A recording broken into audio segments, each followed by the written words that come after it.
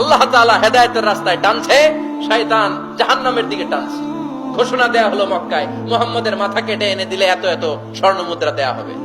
ওমরে ফারুক রাজি হয়ে গেলেন।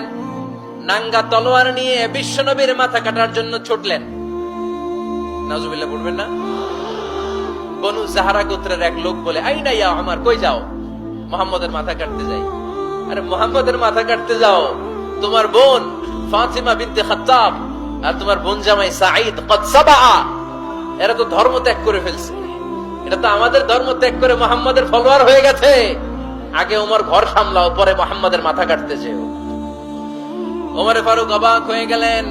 তলোয়ার নিয়ে বিশ্বনবীর দিকে না যে নিজের বাড়ির দিকে চলে গেলেন। বিশ্বনবীর আপন বোন ফাতিমা বিনতে খাত্তাব, বোন জামাই সাঈদ আর খাব্বাব রাদিয়াল্লাহু তাআলা আনহু তিনজন মিলে সূরা তাহা তেলাওয়াত করছিলেন। পড়েন সুবহানাল্লাহ। মক্কায় লুকিয়ে লুকিয়ে দাওয়াত হতো।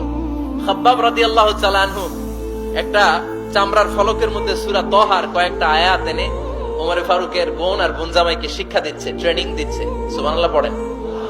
লুকিয়ে লুকিয়ে ওমর ফারুক যখন ঘরে চলে আসলেন, এরা তটস্থ হয়ে গেল।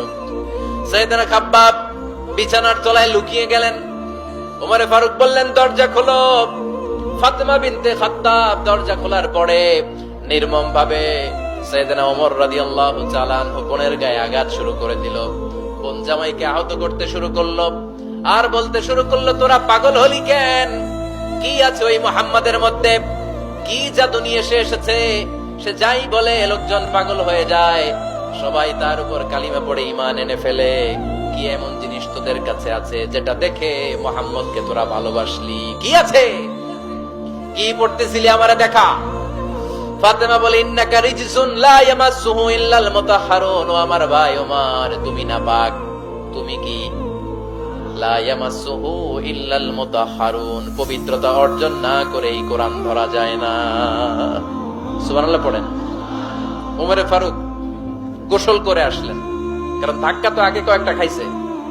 কথা বোঝেন নাই বোধহয়।